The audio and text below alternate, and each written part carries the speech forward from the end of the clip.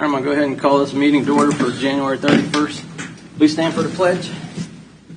I pledge allegiance to the flag of the United States of America and to the republic for which it stands, one nation, under God, indivisible, with liberty and justice for all.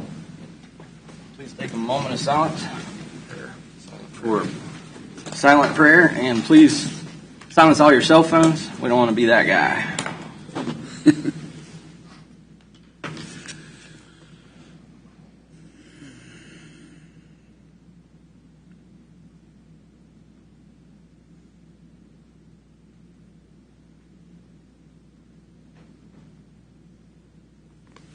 Thank you very much. Start out with a roll call, beginning with Commissioner Stephen. Here.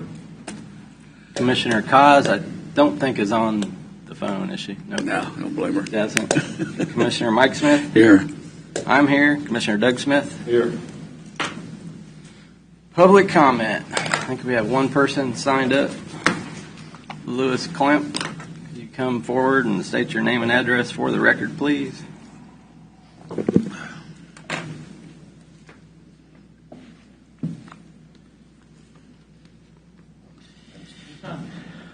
Got you. Start yet. I'll be Louis Klemp today.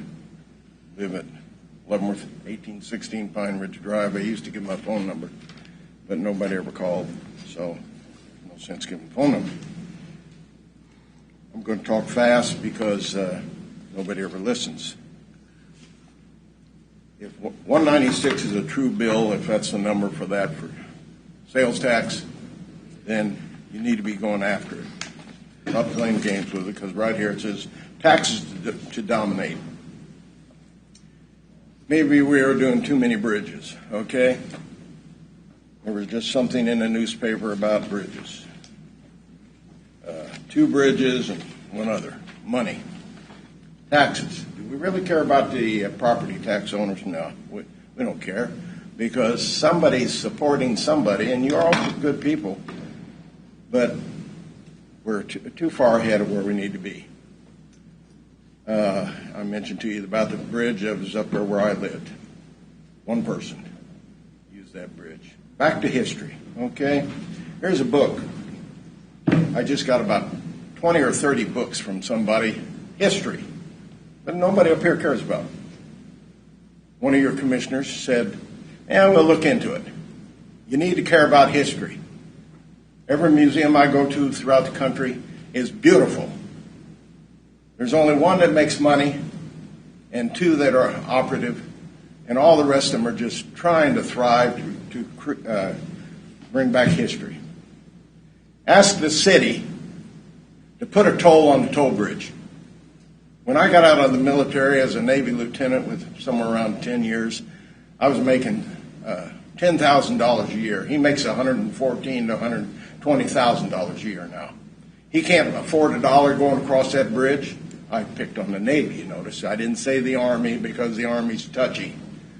And I was Navy, so I brought up the Army. I just talked to a lady over in Missouri and gave her a whole bunch of restaurants to come to over in Leavenworth. So you need to ask them to put a toll on the toll bridge. That would bring in roughly $5 million a year. $5 million. Who cares about the taxpayer? The taxpayer is not the guy that lives in Clay County or Jefferson County, or not Jefferson, over in Platte City, Camden Point, and those areas. So, Medal of Honor. We just lost our last Medal of Honor winner. That is history. I don't know if any of you went to his wake or funeral. Tremendous man. I have great respect for him. In fact, I got respect for anybody who's a Medal of Honor winner. Purple Heart, no. My dad, I don't know if he had a Purple Heart, but he got injured. My stepfather, he got injured. I don't know if they had Purple Hearts. They never told me. And I had mentioned to you about the green. Now, to get a grant, you got to go present what we've been doing in the green. Everyone who's originating in the green need to be told where to go, and that's not where the Lord is. It's in a different direction. Don't know how to got to sign my stuff with the ding dong ding that and all that. I'll leave this here. That says taxes to dominate. And if nobody knows what that is, I'm sorry. Domination is rough. Let's take care of the taxpayer. Thank you, Mr. Clamp. Move on to, is there any other public comment? If not, seeing none, we'll move on to administrative business. Mr. Lothry, do you have anything? Mr. Van Paris? Any of the commissioners? Joe, did you have your hand up? Okay. Okay. Sorry. Sorry. Sorry. Oh, okay. I saw something flashing. Okay. One item. Yes, sir. I don't know if you watched the news, but Congressman LaTurner has been pointing out to people, and this is kind of a informational, but maybe it could eventually turn into a letter of concern. But the Chinese Communist Party is behind this company that is coming into DeSoto, and I do represent a little piece of DeSoto because the golf course is annexed. Yeah. And Congressman LaTurner is concerned that this is happening across the country, that Chinese companies that are known to spy on our military bases and our industrial facilities are coming into the country. And the name of this country, the name of the company is Sino Technology USA, and it's a plant. I may have blown the pronunciation of that, but it's planned to come into DeSoto, and I do think it is concerning, and I think that folks ought to know about it. Yeah, I've been following that too, Mike. Yeah. Okay.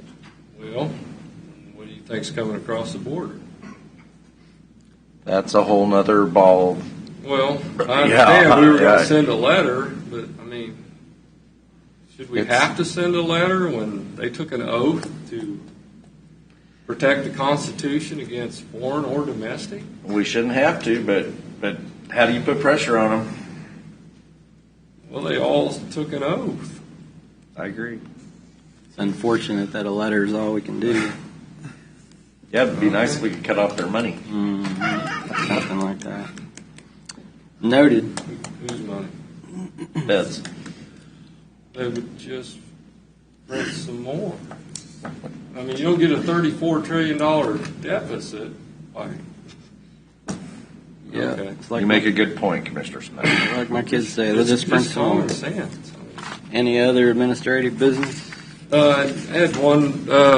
We had recently received a deal that the judicial nominating committee member was up for reappointment, and I was wondering if we could get that on the agenda just to reappoint that person. Yeah, Commissioners, we did receive their application basically expressing interest in being reappointed, and that'll be on next week's agenda then. Okay, thank you. Yeah. And then, do you know if we got our boat count for boats that were parked here in the county for January 1 that are in boat storage facilities? I don't know that specifically, but I can just go out on a limb and guess that no, none of those facilities turned anything in. Okay. And I think it's. Oh, did you know about the infrastructure bill? President Biden just said there was 5.9. I'm sure it's billion. The federal government doesn't deal in millions. But whether our 235th funding was a part of that bill? So far, that has not been released. The $2 million that we were earmarked has not been released. It's part of the. Because there was an announcement last week that the president, $5.9 billion in infrastructure awards. Was in that bill? Well, I don't know. It's part of the budget, so no, that is not included in that. All right, that's all I had. Thank you. The Build Back And Better just a money. little follow-up on that. I did visit with Public Works, and they did say they did send a letter requesting a extension on the State grant. state grant. Very Well, good. I think if we don't get that extension, we need to either move forward with the project. We can't jeopardize losing the KDOL funding. Agreed. I mean, because we're taking a pretty good chance. We may never get that federal money, Yeah. especially if they keep kicking the What's can going down the on? road till it's time to do next year's budget at the fed level. Yep, I agree. Any other administrative business? I don't have anything, Judge. If not, we'll move on to the consent agenda. Do I have a motion to accept the consent agenda? So moved. Second. Motion and a second. Any more discussion? Voting, starting with Commissioner Stephen. Aye. Aye. Aye. Aye. Motion passes 4-0. Moving on to formal board action. Consider a motion to approve the agreement with the Guidance Center to provide community mental health center services. Commissioners, annually we enter into an agreement with the Guidance Center to provide those services for us as required by statute. Dr. Warren's with the Guidance Center is here. If you have questions or if you'd just like to be introduced. Come on up. Good morning. Could you state your name into the microphone for the people to listen? My name is Will Warrens. I'm the Chief Medical Officer of the Guidance Center and interim CEO of the Guidance Center. Morning. Thank you, Commissioners. Did you have anything you wanted to present to us? Well, maybe just to give the Commission an update because things have been changing quite a bit at the Guidance Center. That'd This be isn't great. the normal. 2023 has not been a normal year for the Guidance Center. We changed our licensure to a CCBHC licensure on top of our CMHC licensure. And that has allowed us to really start. Could you tell us what the acronyms stand for? Sorry about that. CMHC, you're probably already familiar with, Community Mental Health Center. That's what dedicates us to Leavenworth County and Atchison County and Jefferson County. Every county in Kansas has a CMHC, and we're the CMHC for Leavenworth County, and we're happy to be so. The additional licensure is a Certified Community Behavioral Health Clinic, which means that it's a federal program as well as with the state of Kansas, and it allows us to expand our services widely. And then it also holds us accountable to outcomes of how our patients are doing in Leavenworth County, which I think is reasonable. But what this has meant for the county is that the Guidance Center now has added about 50 employees. We have created a veterans care team, so now when veterans approach the Guidance Center, there is a care team, one member from every profession, therapy, meds, case management, that has been trained in military culture. Most of these individuals have military experience or their families have military experience, so a veteran can feel more at home at the Guidance Center, which I think is very important. We have a brand new program, Individual Placement and Support, which means that we will be helping our folks achieve competitive employment, not supported employment, not workshops. This is competitive employment, and we will support every single individual in attaining that. And then after they achieve competitive employment, we will continue to support them for at least a year afterwards. These individuals may have some symptoms that we may have to help the employer navigate and make sure that their employment is successful. So brand new program. It's pretty cool. Brand new supported housing program that is developed. We have an assertive community treatment team. It's a team of 7 members. One's a prescriber, one's a nurse. Everyone's got a different profession. They're out in the community delivering services at the Interfaith Homeless Shelter, at people's homes. Injections have been given under trees, out in the open for some of our individuals that are not comfortable coming into.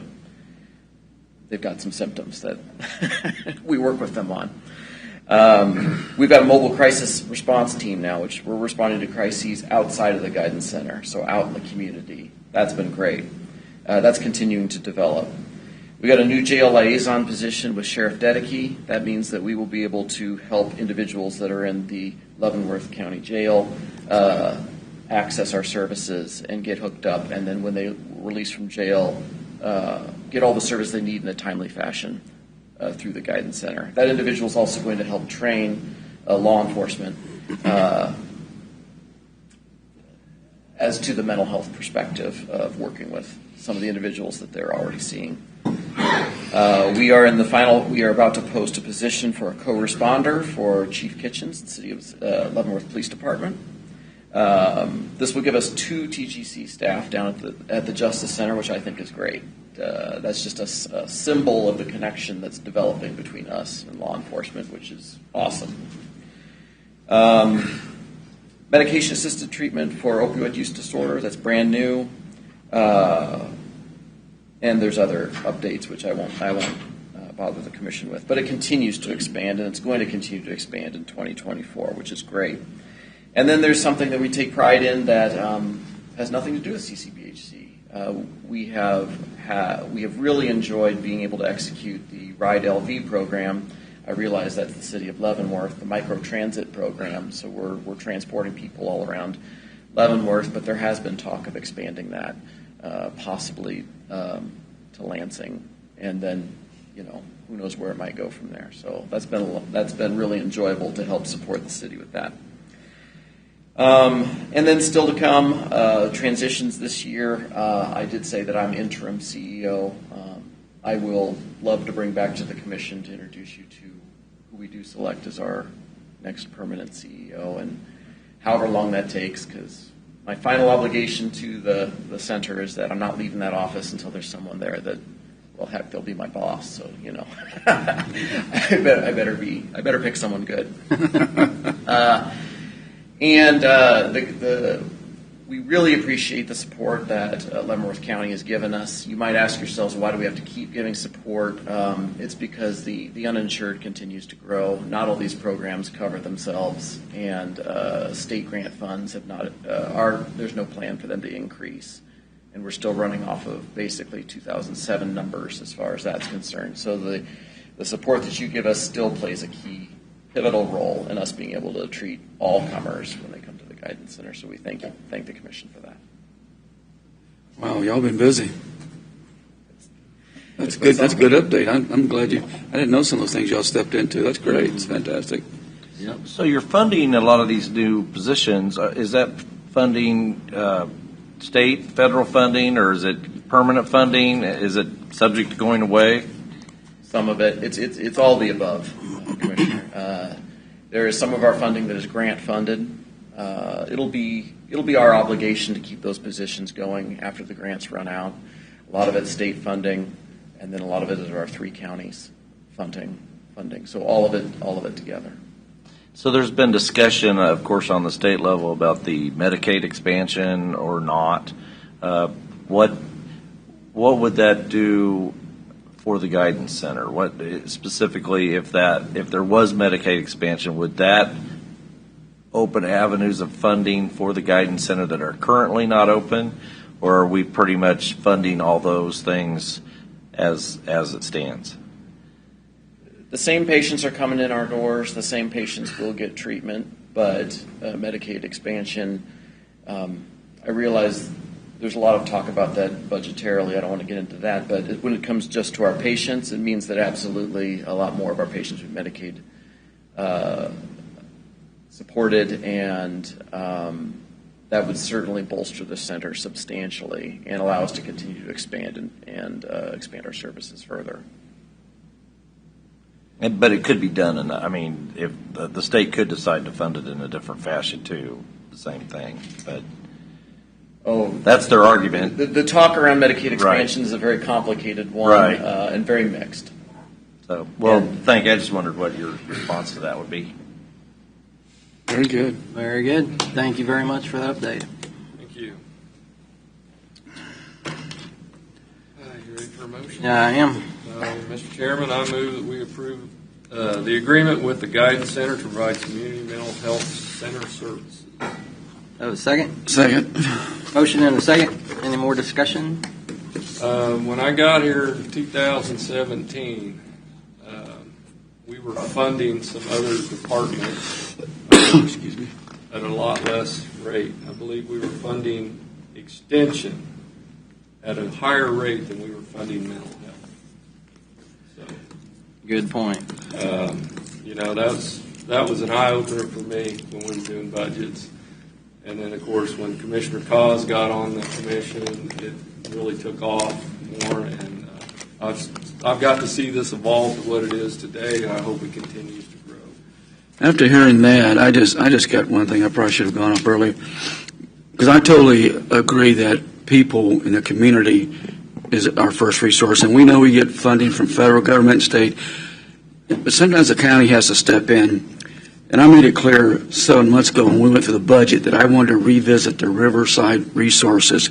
And if it's all right, even if we don't approve it, even if it's all right, I'd like to place that on the agenda for discussion in a couple of weeks. I agree that we should discuss that. Now, we did ask that all of the budgets be, we were going to, Mark, you're going to bring us an update, or Mr. Lawford, you're going to bring us an update on the carryover from the various departments and how the budget year ended. I think that could be talked about in conjunction with that. There are no funds allocated in the budget for that, just so. I do recall, though, a couple of weeks ago, Sheriff Dedeke came in and said that the county would receive over $400,000 that we didn't expect to receive, and he was asking for a percent of that. And I totally agree that bridges and roads should be our priority. And like Commissioner Smith has says, we need to build around that. But for $50,000 or $60,000 or whatever, if anything the commissioners will give, I think is vitally important to this organization. Because to me, it's no different than some of the other ones that help with mental health. This is the issues we're dealing with over there, too. So we can have this discussion later, but, Mr. Chair, I'd like to at least have it on the agenda to talk about it, and then we'll see where it goes. That'll work. Mark, you can make sure that gets on the agenda I will. in a couple of weeks. Yep. We have a motion on the floor, voting starting with Mr. I was going to Yes, sir. make a comment on the, and I guess really a question for Mr. Lawfrey. What is the statutory requirement for the county's involvement with mental health services?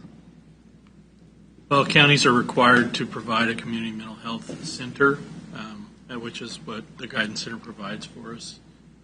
As far as at what level, I don't know that that's statutorily defined.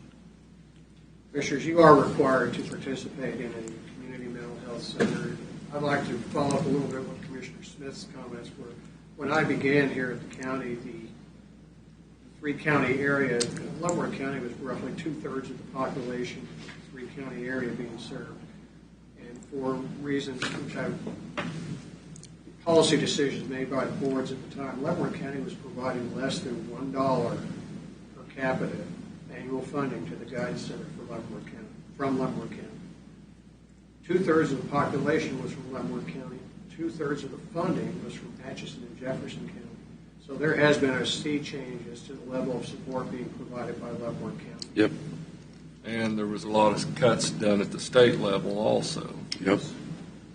And Commissioner Stephen, as your point, this is another state unfunded mandate, because I think we should probably point that out every time we work on anything that is a state unfunded mandate. I think the general public doesn't understand how many state unfunded mandates there are.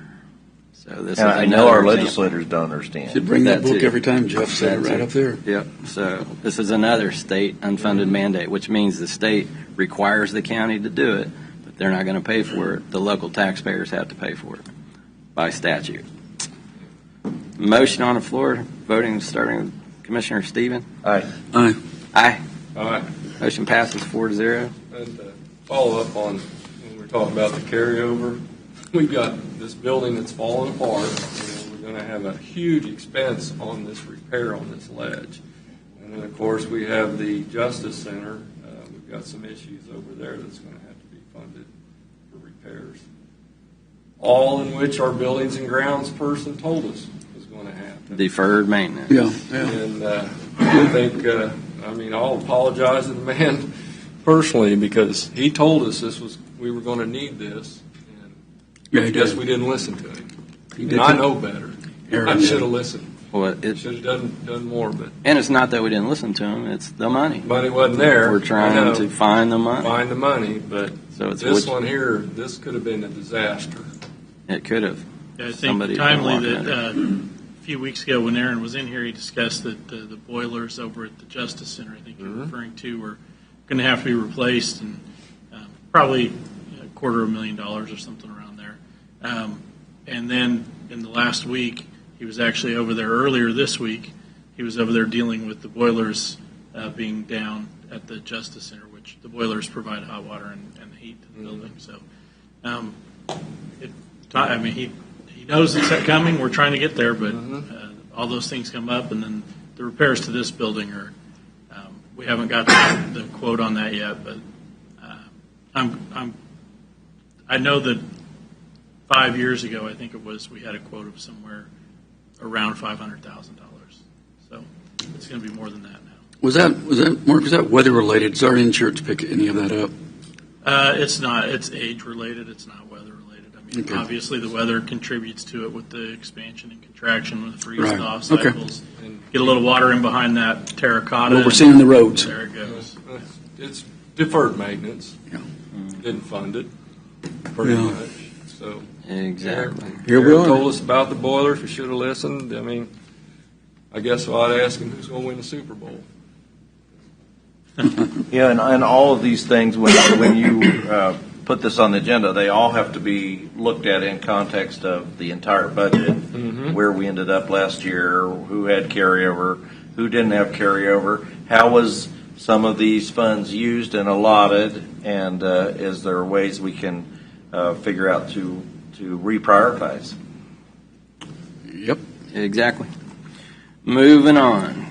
Consider motion to adopt Resolution 2024-8 and approve the rezoning as outlined in case DEV 23-147 based on findings on the golden factors as set forth in the staff report and as substantiated by the findings of fact as adopted by the Planning Commission.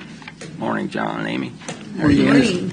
Before you is request DEV 23-147, which is a rezoning request by Bison Construction LLC to rezone the property at 33698 Amelia Earhart Road from RR5 and I2 to B3 and I2. So currently this lot has split zoning. The northern, roughly 2/3 of the lot is zoned RR5, and the southern third is I2. The request and the applicant did provide a little site plan of the boundary of which they would like to rezone would be to change that northern 2/3 to B3, which is a commercial zoning district, and then amend the southern third to kind of square off that corner in the south, the northeast corner of the property to I2. And part of their request, they did the concept plan. They intend to split off that I2 zoning lot from the B3. So if this rezone were to be approved, they would then come in and do kind of a lot split, splitting those two. So they are requesting split zoning currently, but in the near future, it would be two separate parcels. The Planning Commission did consider this at their last Planning Commission meeting. They recommended approval on a vote of 7-0. If you have any further questions, obviously staff is available. Also, the applicant agent is in attendance. I went up in your neighborhood and looked at that. Yep. It's Easy like to- a good location for a future truck stop or something there with all the traffic. If there was You remember when the hardware store was around the corner, right? Mm-hmm. Okay. So In the old town of Lomont. the old town. Yep, lot. yeah. So, Ernzen. yep. You ready for a motion, Joe? I am. Motion. I make a motion to adopt Resolution 2024-8 and approve the rezoning as outlined in case DEV 23-147 based on findings on the golden factors as set forth in staff report and is substantiated by the findings of fact as adopted by the Planning Commission. I'll second that. Motion and a second. Any further discussion? Hearing none. Voting starting with Commissioner Stephen. Aye. Aye. Aye. Aye. Motion passes 4-0. Thanks, folks. Thanks, Amy. Thanks, John. Moving on, consider a motion to approve the Tonganoxie annexation resolution through the making of the finding that the proposed annexation does not hinder or prevent the proper growth and development of the area. Good morning, Commissioners.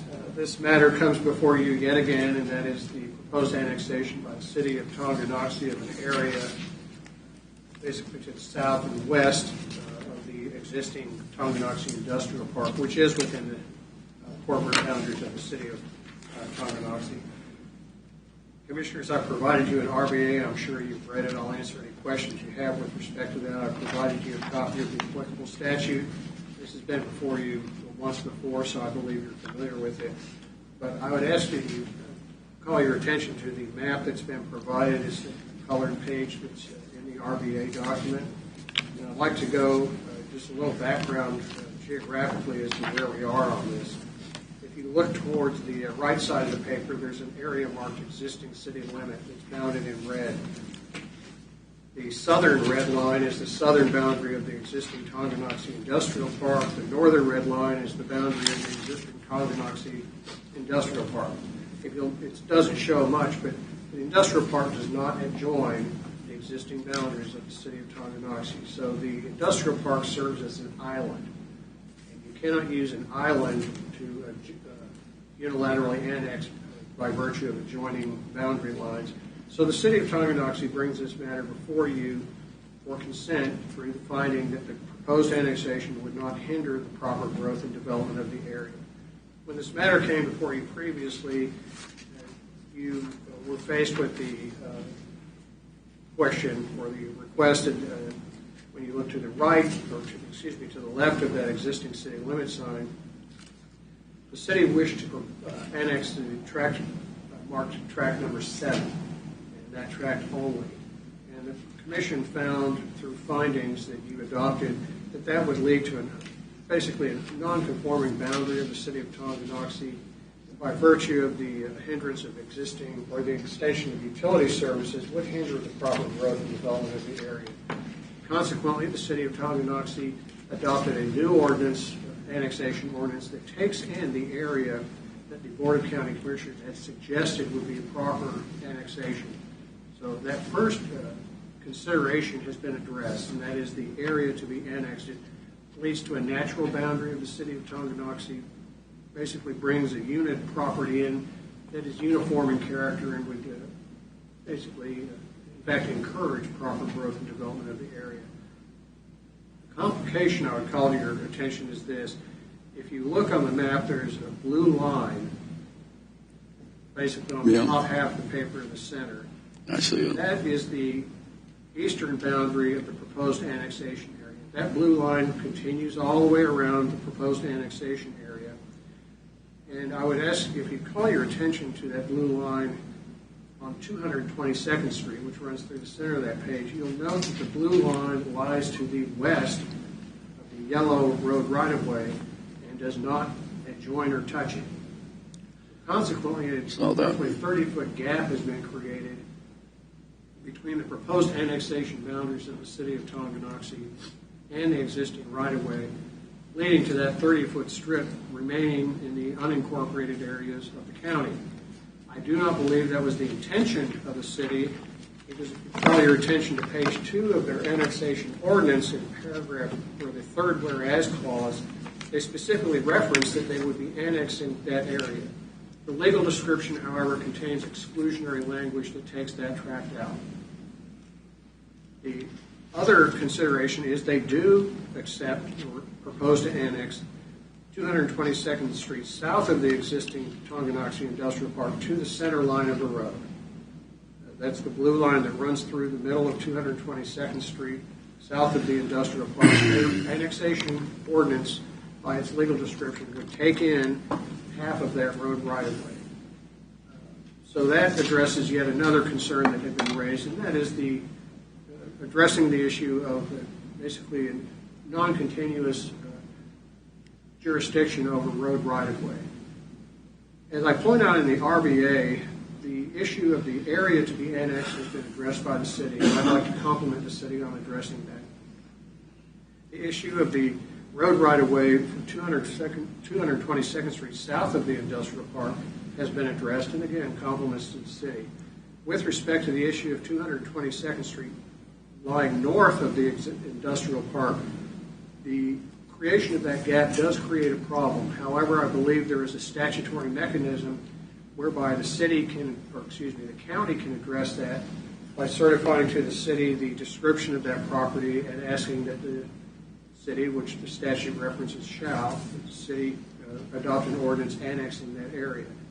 Or the issue could be addressed through the entry into a memorandum of understanding regarding road maintenance, those discussions being underway. So that is, I know, a somewhat confusing presentation, but the The issue before you is whether the proposed annexation, as it lies before you this morning, and I think it's best illustrated on this map, hinders the proper growth and development of the area. And it's your finding that controls whether or not the annexation proceeds. Mr. Chairman? Yes, sir. A couple questions. Was the city, between yourself and in the discussion of this, were they aware of the technical errors? We requested on numerous occasions that the city provide us their version of this map, showing what they intended to annex. Through discussions that did not lead to the production of that map, so your GIS department and Public Works were requested to prepare this map based upon the legal descriptions contained in the annexation ordinance, leading to the creation of this map. We have made numerous inquiries to legal counsel for the city, which we are limited to contacting. We've been directed not to contact city staff, but to conduct all communications through legal counsel. We have made them aware, and they are aware of this RBA and the issues that have been raised this morning. So, Commissioners, I would like to assure you there has not been a lack of communication from the county to the city. I believe, however, the city may not have been aware of these issues when they adopted the ordinance, but it is what it is. Being that we're on a time limit, is it the staff recommended? It looks like in your final paragraph here that we could move ahead and these technical issues could be resolved later, because isn't this on a time limit? We're on a 30-day schedule here, right? Sure. The statute requires that you bring it for consideration within 30 days, which you have done. That's not saying the final decision has to be made today. I think you could table it for further consideration. But yes, it is. The city has requested it be basically decided. As I point out in the RBA, the issue of the area to be annexed has been addressed by the city. The issue of the right-of-way on 222nd Street, at least as it lies south of the industrial park, has been addressed by the city. The issue of 222nd Street, as it lies north of the existing boundary of the city of Tonganoxie and to the west, is problematic due to the fact that the legal description creates that gap. So we can table this and have the legal description corrected and brought back to us. It would require a new annexation ordinance be adopted by the city of Tonganoxie. But that's the way in my opinion, that's probably the way we need to go.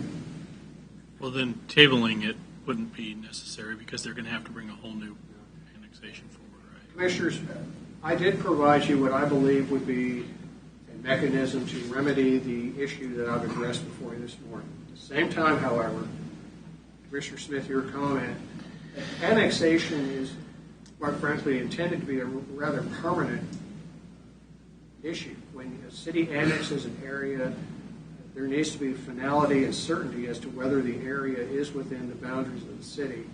And the creation of this 30-foot gap does create problems. I would suggest it be best addressed at this time rather than at some time in the future. Yeah. However, it could be addressed in the very near future through the statutory mechanism that Misty and I outlined to you in the RBA, or through a memorandum of understanding on road maintenance. So is it your recommendation that we move ahead today? My recommendation is yes, you could do that. However, I have to caution you that it is not the optimal situation. That sounds like a legal answer. Well, I'm an attorney. So we're still going to need a interlocal agreement or a MOU on these roads? An MOU could solve the issue. An MOU would not solve the issue of the city boundaries. That gap would still continue to exist. The best situation would be for either a new annexation ordinance or for a separate annexation ordinance that took in that 30-foot strip as outlined on the map. I think it's important we take in that strip. Well, is this going to delay the development of the transformer? If we that would be a question I would have. Do we know? I'm not a We don't have a representative from Tonganoxie here. Commissioners, I would point out that 30-foot strip is not some arcane topic or academic issue. Technically, any driveway or entrance from that western section would be in the city. However, for them to connect to 232nd Street, they would have to obtain permits from the county. Yep. And the county zoning would continue in that area, and county jurisdiction for law enforcement would continue in that area. That's not the way I So would I will just, to see where we're at, I will just offer a motion that we approve the Tonganoxie annexation resolution through the making of the finding that the proposed annexation does not hinder or prevent the proper growth and development of the area. Do I have a second? Going once. Motion dies without a second. Is this the third time we've had this before us? Second. Commissioners, this is your second hearing. Okay. It is the third annexation ordinance that has been reviewed by staff. Okay. And Commissioner, I'll make this offer. I'd like to compliment the city of Tonganoxie on their growth. I think it's a very positive sign that cities grow through annexation. That's a beneficial. We agree. Very beneficial. That's not the issue. That's why we sent them a couple $1 million. However, How much? Several million. Several million. Couple, How much? just a couple. by earlier words, it needs to be done Turnpike with energy? certainty. And I would just suggest that county staff would be more than willing to work with the city staff to remedy any of the issues that I've addressed this morning. Yep. When's the actual deadline for for this current annexation? Is it a 30, I mean, we're on a 30-day? The annexation was submitted by certified copy of the annexation resolution on January 3rd. Your next meeting would fall outside of the 30-day window. So this is I'm just shocked that we're here and the whole issue is a bad legal description. I mean, that's really kind of, That's kind of a big deal. yeah, it's sad. Yeah. Because It's something you don't want to just we have glaze over. legal staff on both, I don't know. Oh, it's not. I don't. It's not enjoy- on our staff. Yeah. Don't take it that way. But I don't enjoy saying let's do it the other way, but I think to protect everybody and do what's right is we need that. And I agree with you. and that's but potentially that could delay things by how long? Excuse me, Commissioner, I'm sorry. If we take this route and we make them go through a whole nother annexation, how long is the potential delay? Well, indefinite. However, I think the most likely action were the city to wish to continue to proceed with this, they would need to prepare an amendment, a revised resolution, Yep. a revised ordinance of annexation, submit those to the county, which again would start that 30-day time period. However, you're not required to wait the full 30 days. And I believe the issue really is, one, and Commissioner Culberson referenced, there's an exclusionary clause in one of the three legal descriptions that I think should just be, the 11 words are causing the problem. And if those 11 words were redacted, it would solve the problem of that 30-foot gap.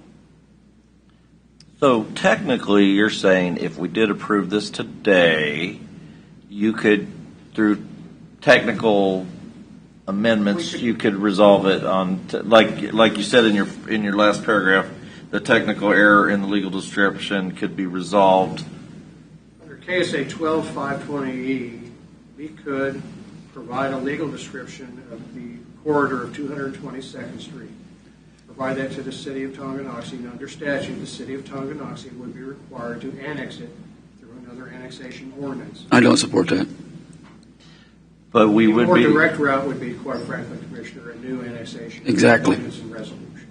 well, because if we go the other route, we're approving an annexation that has a bad legal description. It has a legal description that creates that 30-foot gap, and it could hinder the proper growth and development because to connect to 222nd Street from that western tract, you would go from the city to the county, Back to the city. back to the city. Yeah. So the problem we're trying to fix is these half-street annexations. And we found And we've been out, doing good on those. well, we found out That's right. statutorily we can't require them to do it. So an MOU is the best way to handle that. But MOUs don't work so well after the fact. You need an MOU in place before you agree to doing what you want I to just can't believe the lack of communication. The other option is benefit district. We could create benefit districts after the fact, but that usually makes people mad. Yeah, So we it's a don't lot want- better no. to get an MOU where everybody's sitting at the table and agreeing what's going to happen before you pass the actual annexation. And is there a reason why Tonganoxie did not send representation today? Commissioners, I have been in contact with counsel for Tonganoxie. She had another obligation this morning where she could not be here on that. As far as the other representation, I don't know. Our communication has been solely through counsel. You think Well, I you mean, want this to be here is on this is something an like this? example of. That's exactly, Mike. This is, I asked Lansing and Tim to show up when he didn't really have to on that one Yeah. agreement because there's a misspelled thing. We had to fix it from Public Works. City should be here talking to us face to face so we can work these things out. We don't know if this was intentionally. We don't know if this is what the council says. We need some folks to show up so we can work with them on things like this. So, Commissioner, Oh, go ahead. go ahead. I'm pretty sure if there was a plat up here that had a legal description messed up, we wouldn't be approving it. Yeah. So Commissioner Stevens' motion died from lack of second. Do I hear another motion on this from another commissioner? Would it be appropriate to table or to, what would be the appropriate motion? Commissioners, that's your prerogative. If you wish to deny, basically issue a finding denied, the proper motion would be to find that the proposed annexation as submitted to the board does hinder the proper growth and development of the area proposed to be annexed. So moved. Second. Does that motion in any way delay their timetable or their ability to resubmit? I can't speak to that, Commissioner. I'm not privy to that information. And again, Misty pointed out, and I pointed out, we were directed by the city of Tonganoxie to communicate to them only through their legal counsel. Yep, that's what we got to do. So I'm talking statutorily. Does this cause a situation where they cannot come back as a council and resubmit this? No. Thank you. So, to be clear, was the motion to table or deny? That's your decision. However, if you wish to deny it, the motion would be to find that the proposed annexation as submitted That was a motion. does hinder, I believe. That was a motion, and that was a second from. To deny? Yeah. Okay. We have a motion on the floor to deny this resolution I have one more question. with a second. Could there be a motion to deny on technical grounds rather than to deny on specific grounds that it hinders the growth and development? Technical grounds and specific grounds are one and the same, Commissioner. And if I could offer, the motion should reference for the reasons stated on the record, because you are creating a public record here. And the record is that there is a Bad legal description. But that the legal creates, description creates problems with future development. the technical problem Yeah. creates, Yeah. yeah. Yeah. Well- Motion and a second on the floor, voting starting with Commissioner Stevens. Aye. Aye. Aye. Just get it back and let's get it right. Commissioners, I'll prepare findings for your approval and signature, and I would again state, I would, at least from staff level, state that your staff is more than willing to work with the staff of the city of Tonganoxie to present a clean annexation both to the city and to you. This really shouldn't take long if everybody's working together. Well, it's just whenever they meet. Yeah, I understand that. And Okay. and you know there's this this company that's trying to get their work done. Sounds good. So Moving on, quarterly reports.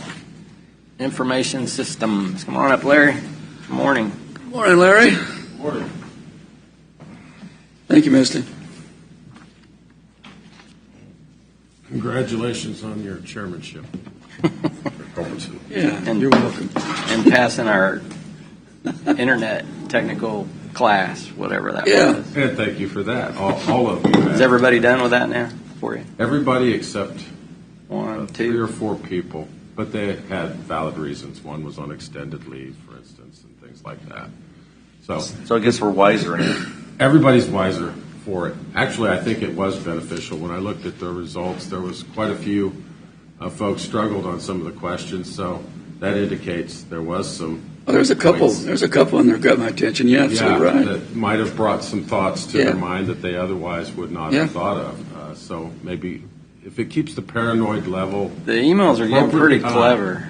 I mean, work. they really are that's clever. what I was looking at. They'll you. get you to They're going to get clickbait. smarter and smarter as time goes on. Yeah. And they keep carpet bombing us with these things. So all it takes is just a moment of indiscretion. Oh, and there you Yeah, go. Mike. You have a Do problem. you hear what he's I saying, get Mike? it. You hear what he's I was saying? not looking at anyone in particular. I won't Just point either. Only takes a moment. But that's why I thought I'd bring that up. They're getting pretty clever. They are. There's no doubt. And they're going to get I'm smarter only and kidding smarter. with you, Mike. The scam emails that had gone out 6 months ago about I'm too busy, can you, Yeah. get with me after hours and text me and all that. Those show up every 2 or 3 months. It goes around again from one of the elected officials, allegedly. It's just a Well, recurring like the nightmare. ones they find out some personal information about you. They know you have a brother and a sister in their names, and so they'll send you something And they'll saying, use "Hey, that. I had Tammy try to Yeah. open it. She couldn't get it. Can you click on it? See if you can open it." And all it takes is one person go down that road. Okay. There you are. And then, of course, there's also the equally dumb examples, like Jamie shared one with me the other day where Jamie Miller had sent Jamie Miller a soliciting phishing email. So Did you respond, Jamie? He figured that one out pretty quick that he didn't actually. I don't remember doing that. So you didn't click on that one, did smart you? on one level, and they're really stupid on others. So hopefully they'll get dumber, but I doubt that'll be the case. So yes, Yeah. the WISER training has been, I think, a good thing. Another item that you're probably interested in was the OJA issue, where that is now behind us. Late Friday afternoon, we finally got the connection up. District Court is fully operational with their Odyssey and the e-filings back going. Everything is back up operational. So we can finally put that one in the rearview mirror. So that's a good thing. Other than that, I don't want to read the rest of this stuff to you necessarily unless there's any other items that you had questions on. I think the less we say about your business in the public meeting, the better off we are. Well, that's generally true, yes. Yeah. Good point. Yeah. I'm good. Except for the quality of the humor. The quality of the humor is definitely You mean the subject of the The subject of the humor, not the quality. Thank you, sir. you just can't train on. Next up, Thank you, Larry. Thanks, EMS Larry. and Health Department quarterly report. Morning, Jamie. Morning, Jamie. Morning, Commissioners. Do you have a preference on what we want to start with? Nope, up to you. Let's start with EMS. Presented a quarterly year-end report of 2023 to you, highlighting budget.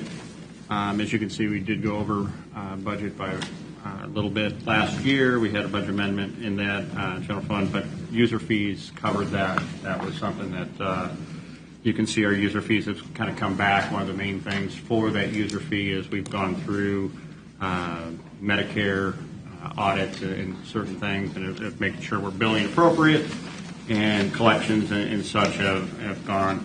We've also had those retirements through those previous years, COVID, things of that nature, so our revenue dropped, but we're back on target where we need to be with user fee revenue collection. The next few pages are, again, just the statistics that I provide to the board on a quarterly basis.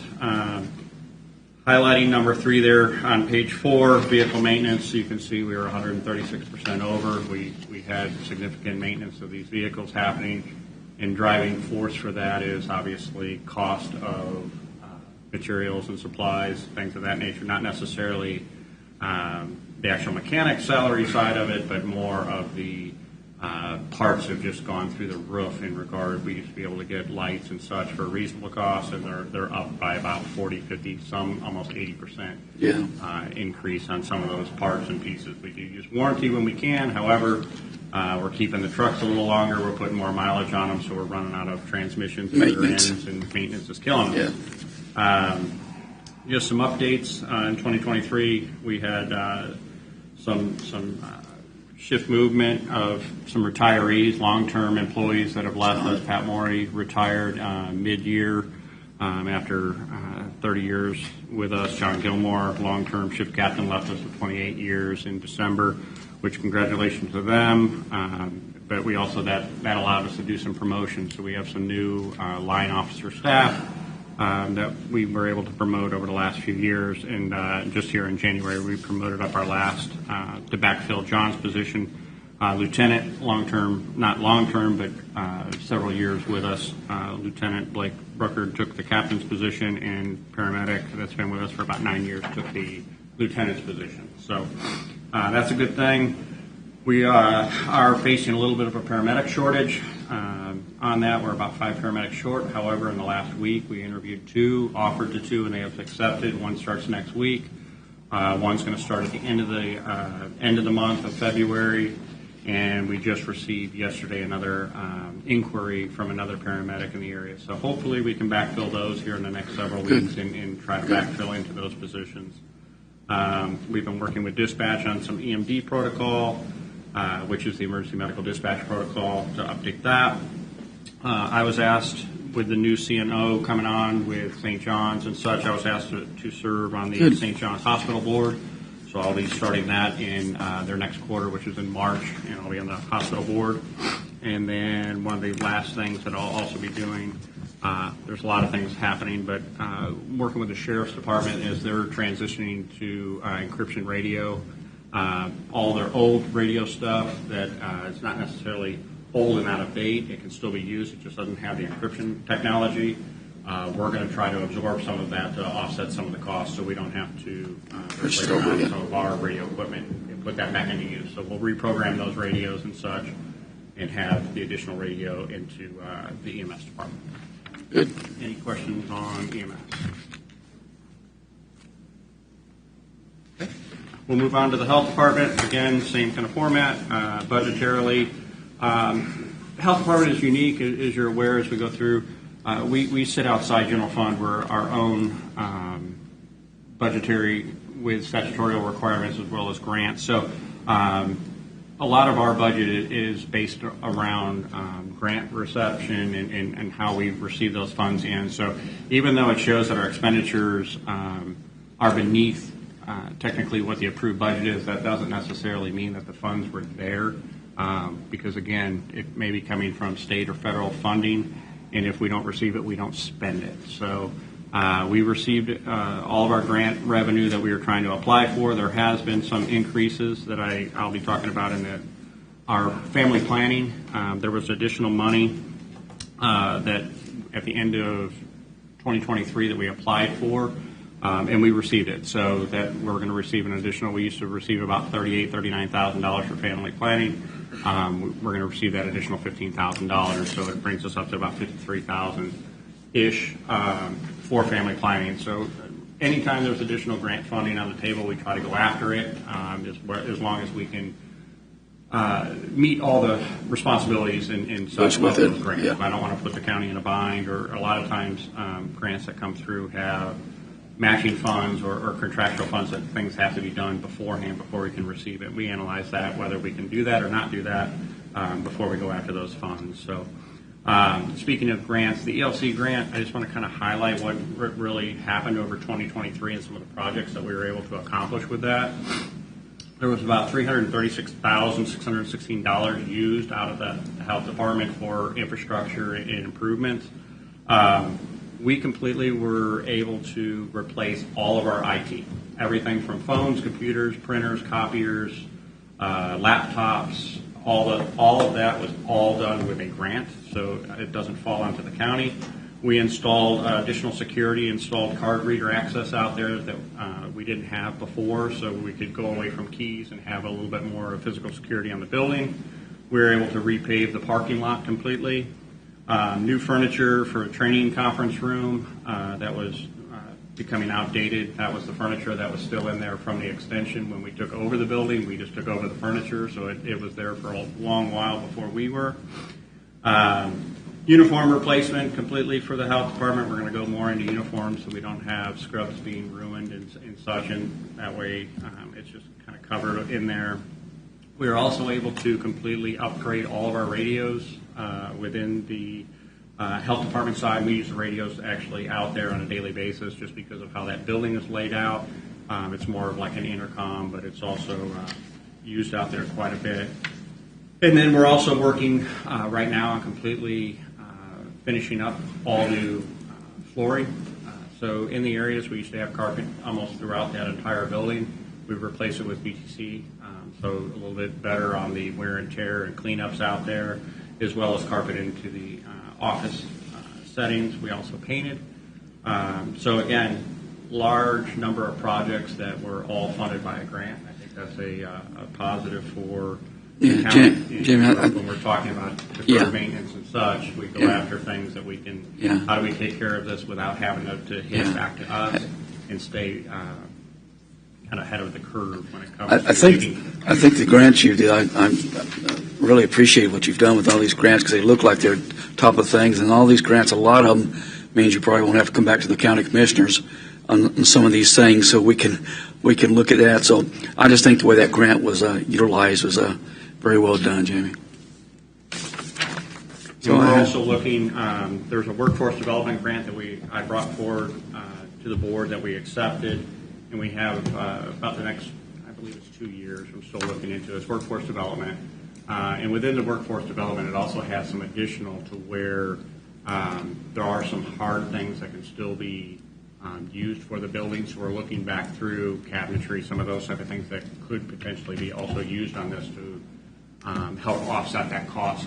So where the county necessarily didn't have the money to do a complete remodel, we're doing kind of that pseudo remodel and freshening up and making sure things are done. And that's about a $150,000 grant. So we're going to be looking at how we can use that and best to what areas of the health department we can use that for. Some of it's going to be used for training and such, but we can also use it to finish up some of that last stuff that we didn't have the funding out of that first grant for. Any questions or anything? I have a couple questions. Fentanyl is, we hear it on the news, and I've met Mr. Burris from Lansing, and is this, what is the approach of the health department and other local agencies? Is it a problem that's becoming larger, or do we have a handle on it? What's the latest on fentanyl? Well, fentanyl, obviously EMS responds to fentanyl overdoses. We have one of our lieutenants has been working with some of the law enforcement agencies to do some of the training because law enforcement is now carrying Narcan, which is the antagonist to fentanyl. So we're working through those processes. We do have, it's not a grant, but it was actual Narcan given to us at the health department to try to disseminate out, and we're trying to work through those processes. So that was through the state from the health department. So we're engaged, and it's one of those that I think kind of that trigger word right at the moment that everybody is trying to figure out where they play their piece and part in trying to get a handle on our community as to what works the best. As you heard, the Guidance Center is working with law enforcement in regards to just the mental health, some of those type of things as well is part of this whole process of trying to get the right providers, the right things out into the community so we have resources for our community to, get it before it happens and get it before it is that problem. We're working with anybody that, contacts us, trying to work with who that best resource is. I know it's kind of a roundabout answer to your question, but the bottom line is yes, we're engaged. Yes, we're trying to do things, and it's kind of it's on the stove of things that we have to do out there. Do most of the schools in Leavenworth County have Narcan? I believe all of them do. Okay. I wouldn't. And is that provided by you, or do they? Not. There's programs out there. There's a lot of programs out there now, and it's pretty easy for with the new legislation that came into place on the pharmacy side, where that was easy for schools and first responders and everybody to be able to give intranasal Narcan. It made it very simple for you didn't have to have pharmacy licenses. The general public can give it. There's a lot of there's really zero risk in the emergency setting for Narcan to be given. So that's not that became a very, and with it being intranasal, there's no needles involved. There's none of those type of worries. And there's really not, even if you give it wrong, like it's not needed, there's no harm that it's going to doing that. Yeah. That's good. Flu and COVID statistics as far as deaths, and are we even keeping track of that now? We are not. That's interesting. We were so religious about that for quite some time. And now we're And a lot of that came from just how it's tracked again, and there's no reporting in on everything, so there's no numbers for me to be able to pull, for me to be able to even bring you statistics back as to. Yeah. And again, one of the big things is when your testing is on the shelf of anybody can test, anybody can. Yeah. It's available. There's no obligation for somebody to take an at-home test and then report that in anyway. I assume they still keep track on the state level of the number of influenza deaths that we have. They still track hospitalizations and some of those type of things for influenza. So, but again, it has to be from hospital reporting and how hospitals report in and who reports in for influenza-like illness. So you're not even involved in it anymore. I'm not involved in that. Okay. Let's see. And I don't know if you're familiar with this, but I was told that CDC has changed its recommendation on the use of ivermectin. Are you familiar with that? I have not studied down that path. Okay. And then the final thing is, like some of these family planning grants, we have this Sparrow Clinic over in Lansing now. Is there any of those type of resources that could be put towards like parenting classes or even temporary housing for folks? We have our own teen pregnancy maintenance initiative. We have a social worker, case manager at the health department. We work with the Sparrow Clinic on certain things just because they provide some sonography locally and things of that nature, but we don't refer over. But they also refer back to us because there's certain things that obviously the Sparrow Clinic cannot provide. And we have our own family clinic and MCH program, which we have our own maternal health program to where we contract. We have KU physicians that come in every Tuesday, monitor and go through the whole process, and then those individuals deliver down at KU. Okay. What about temporary housing? Is there any kind of program really? We're not in our social worker will work through the community and try to get them those resources and push them to where they can help in that category, but that's not a program that we have or availability at the health department. Okay. So the county provides prenatal care through KU.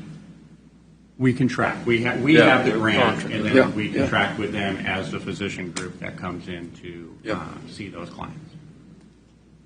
And we're one of the few up in the area that actually holds that, and I'm proud of that we continue to get that grant and continue that. And the benefit is we have KU physicians and that obligation. If we didn't have the OBGYNs from there, we couldn't do it. Yeah. That's really what you have to be able to do. So we have an attending come out as well as residents, so it's a teaching location for them as well. So it's a win-win for both sides. Great. I don't have anything, Jim. No more questions for Jamie? Thank you, Jamie. Thanks, Jamie. That's everything on the agenda for adjournment. Want to go through discussion items? Mike, you got anything? You usually go first. Your turn. I might think of it. I don't have anything right now. I've got. Last week I gave the wrong date on Scarlett Ross's retirement from Council on Aging. That is set for February 9th from 11 to 2 over at the Council on Aging building. Somebody's been with us for 28 years, and every time I've dealt with her, she's just been very friendly, does a great job, so I just wanted to pass that out. That's all I have. Good point. I don't have anything. Doug, do you have anything? Went to Topeka last Wednesday, had Fairmount Township meeting last Thursday, attended the candlelight here at the courthouse Friday night, and Commissioner Stevens and I attended a JCAM meeting on Monday. That's it. That's enough. I do want to bring up, I went to Leavenworth City Council meeting. Commissioner Hingy lives here, and they agreed to create a letter of support for the LAVTR. We've already received I it. saw it. It's in my box. Very good. I'm going to put that in you guys' box. Glad to see that. That's all we have. You also testified last Wednesday? I'm getting my weeks mixed up here. Weeks are messed up. Yeah, 2 weeks lost ago. track. Yeah, Lost track in Topeka. days of moving. And I haven't heard what the latest status of everything is. I haven't either. I got a call. I wouldn't hold your breath. Yeah. That's the status. No news, good news. Meeting adjourned. Motion to Motion adjourn. to adjourn. Second. Aye. Aye. Aye, aye, aye. Meeting adjourned.